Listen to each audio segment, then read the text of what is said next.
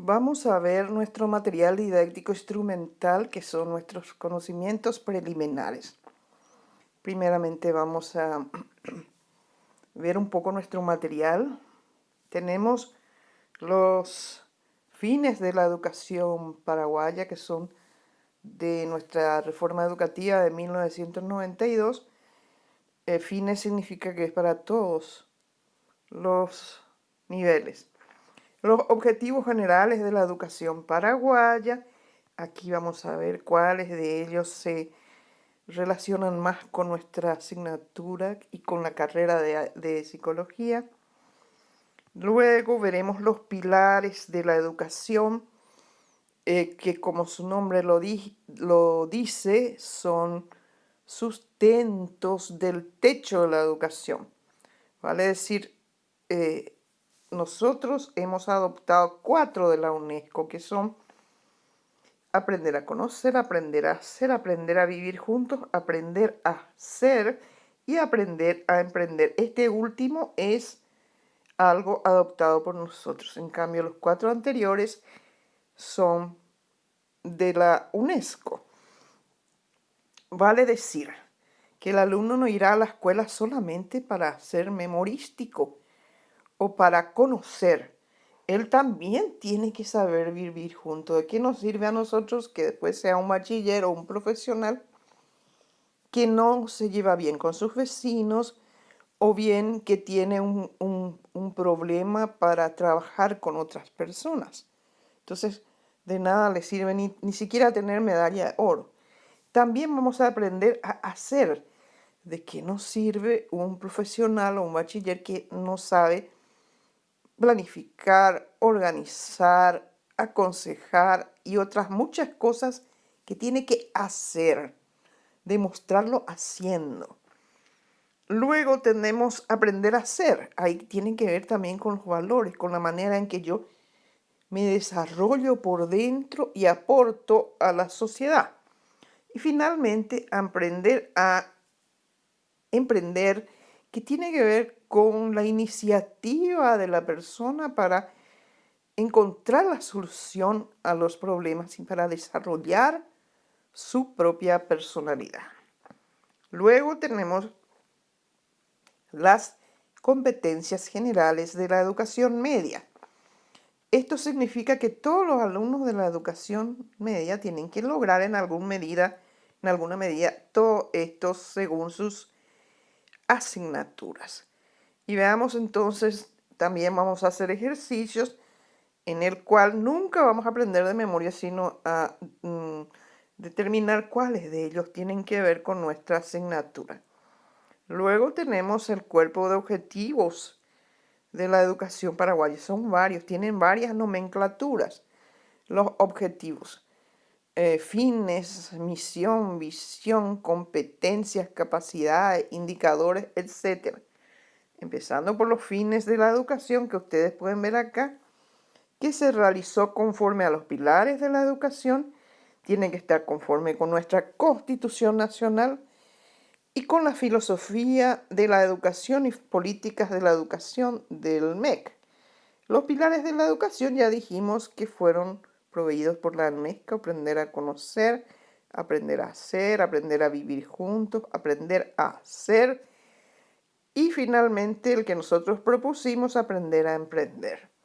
Esto vamos a ver ya con más tiempo después. Luego tenemos la definición etimológica de educación, que ustedes tienen que conocer cómo leer un mapa conceptual, un diagrama también. Vemos acá en este diagrama que la educación se divide en 2 procesos, según la definición etimológica. Por un lado, hay un proceso cuya nomenclatura en latín es educare, que significa alimentar, criar, nutrir, ¿no? Y que si ustedes ven un bebecito, todo lo recibe de afuera, de su madre, de su hermano, de sus padres. Vale decir, es una persona que recibe desde fuera para adentro.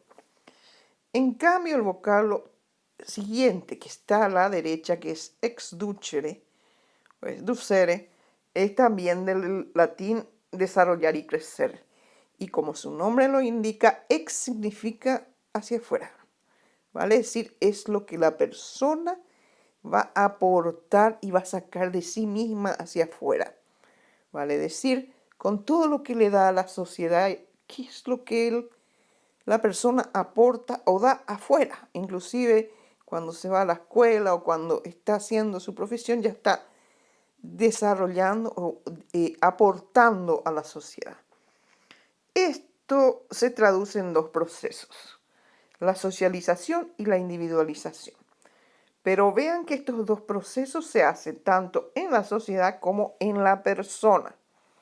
El proceso de la socialización en la sociedad es que la sociedad comunica su herencia cultural a las nuevas generaciones, como a través de los padres, a través de las escuelas, etcétera. Por este proceso la sociedad se perpetúa. Y en la persona, ¿qué hace la persona con eso? Internaliza las pautas culturales y las comunica a las nuevas generaciones. Vale decir, por eso el paraguayo es distinto del argentino o del alemán, porque está y tiene un tipo de cultura por el cual ha internalizado sus pautas culturales. Este es un proceso de afuera para adentro. Veamos el proceso de la individualización. ¿Qué hace en la sociedad? Acá provoca la transformación y avance de la cultura. Vale decir, por este proceso la sociedad se transforma. Y también en la persona, ¿qué es lo que pasa a la persona? ¿Qué hace con lo que ha aprendido? La persona crece interiormente cuando aprende cosas, pero también desarrolla todas sus potencialidades y dice, entonces va y aporta más y hace algo con lo que aprendió. Por este proceso, la persona también transforma, crea, aporta al medio sociocultural. Es un proceso de dentro para afuera. Pero hay una cosa importante, ustedes pueden ver ahí en el medio una palabra que dice equilibrio. Vale decir, tiene que intentar equilibrarse eso, porque para nosotros es importante nuestra herencia cultural, pero también es importante lo nuevo, lo que viene muchas veces de afuera y por el cual nosotros crecemos. Si solamente estuviésemos en la socialización y fuésemos una sociedad completamente cerrada, cosa que no existe, entonces nosotros estaríamos hablando solamente en guaraní, tomaríamos mate, tereré y no tendríamos celular.